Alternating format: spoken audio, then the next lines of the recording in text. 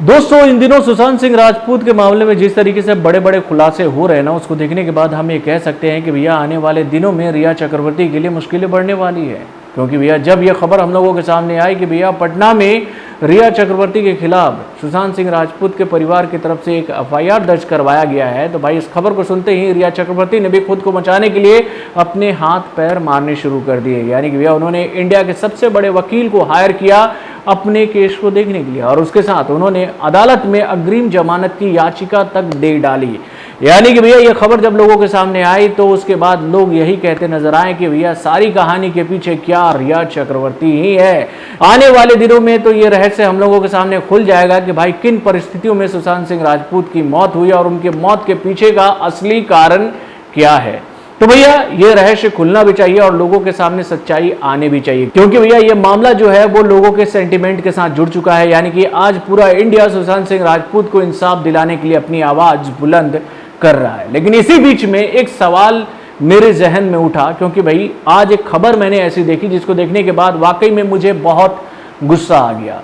दोस्तों, आपको बता दूं कि सुशांत सिंह राजपूत की मौत की खबर को सुनने के बाद लोग काफी दुखी हो चुके थे, काफी आहत हो चुके थे और उनकी मौत का जिम्मेदार पूरे बॉलीवुड को ठहरा रहे थे। यानी कि भैया बॉलीवुड के बड़े बड़े सितारों के ऊपर में, बड़े बड़े लोगों के ऊपर में उंगलियां उठाई जा रही थी कि भाई सुशांत सिंह राजपूत के मौत का कारण असल में ये लोग हैं।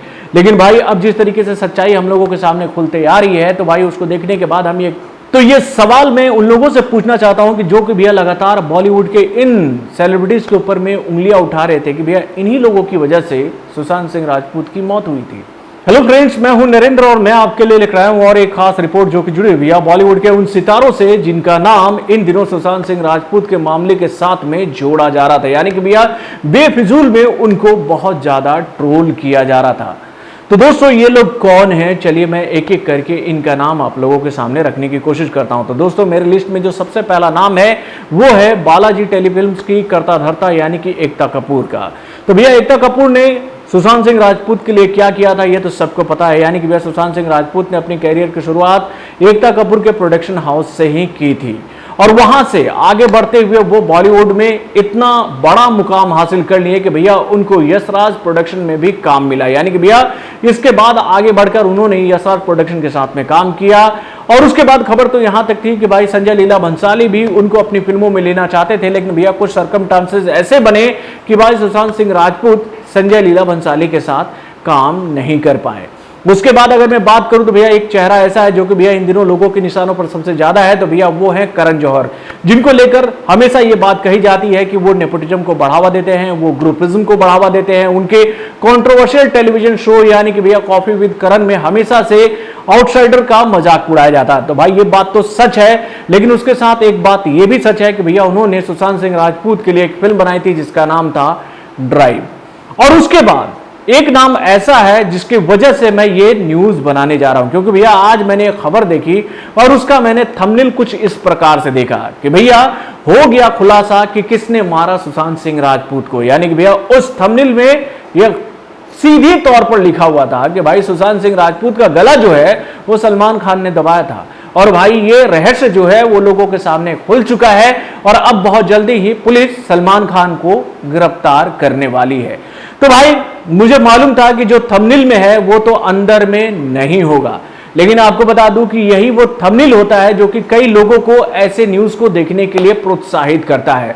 और भाई इन खबरों को देखने के बाद मेरे दिमाग में एक सवाल और आया कि भैया कहां से लाते हैं लोग इतना जिगर, इतना गट्स कि भाई झूठ बोलते भी नहीं थकते हैं। यानी कि भाई इस खबर को देखने के बाद तो मैं यही समझ रहा था कि भैया अंदर में तो कुछ होने वाला है नहीं, लेकिन अंदर में जाकर मैंने कमेंट सेक्शन को पढ़ने की कोशिश की कि भाई कमेंट भी लोगों ने क्या कहा, क्योंकि भाई मुझे पता था कि न्यूज में कहीं भी उस बात का जिक्र नहीं किया जाएगा जो कि भैया थंबनेल पे दिखाया गया था। तो भाई अंदर में केवल कमेंट में मैंने यही पढ़ा जहां पर लोग ये सवाल पूछ रहे थे कि भाई जो तुमने थंबनेल में दिखाया था वो किस्सा कहां है, कहां से तुमको ये जानकारी मिली कि भैया गला किसने दबाया था, मौत किसकी वजह से हुआ। दोस्तों, इन खबरों को देखने के बाद वाकई में गुस्सा काफी आता और ऐसी लोगों की वजह से डर सा लगता है कि भाई कहीं इन लोगों के इन्हीं कर्मों की वजह से यूट्यूब के ऊपर भी गाज ना गिर जाए। यानी कि भैया इन लोगों के ऊपर में लगाम लगनी चाहिए कि नहीं। और भाई जिन लोगों ने भाई बेफिजूल में कई सारे सेलिब्रिटीज का नाम जोड़ा सुशांत सिंह राजपूत के मामले के साथ में, तो भैया उसको देखने के बाद आपको ऐसा नहीं लगता कि भैया इन लोगों को आगे बढ़कर इन सेलिब्रिटीज से माफी मांगनी चाहिए? क्योंकि भैया इनका कहीं से भी इस मामले से लेना देना नहीं था। हाँ, ये बात सही है कि भैया बॉलीवुड में ग्रुपिज्म है, बॉलीवुड में नेपोटिज्म है, यानी कि भैया इसका बेनिफिट बॉलीवुड के फिल्मी घरानों के बच्चों को बहुत ज्यादा मिलता है, लेकिन ऐसा नहीं है कि आउटसाइडर्स को काम नहीं मिलता है। अगर ऐसा रहता तो भैया सुशांत सिंह राजपूत को इतनी बड़ी बड़ी फिल्में, इतने सारे शोज नहीं मिलते। यानी कि भैया वो बॉलीवुड में अच्छा काम कर रहे थे और उनकी फिल्मों को लोग पसंद भी कर रहे थे। आने वाले टाइम में वो बॉलीवुड के बड़े सितारे बन सकते थे। लेकिन भाई जिस तरीके से इस मामले को लेकर बॉलीवुड के बड़े बड़े लोगों पर जो उंगलियां उठाई गई हैं, उनके ऊपर में जो सवाल खड़े किए गए हैं और उनको लेकर जितनी गलत बातें भाई कही गई हैं सोशल मीडिया पर, उसको देखने के बाद आपको नहीं लगता कि भैया इन लोगों को माफी मांगनी चाहिए? अपने कमेंट के माध्यम से हमें जरूर बताइएगा। तो बॉलीवुड से जुड़े और भी कई सारे खबरों को जानने के लिए हमारे चैनल वारुण जंक्शन को लाइक सब्सक्राइब करना ना भूलें और हमारे अपडेट्स को जानने के लिए बेल आइकन को जरूर दबाएं।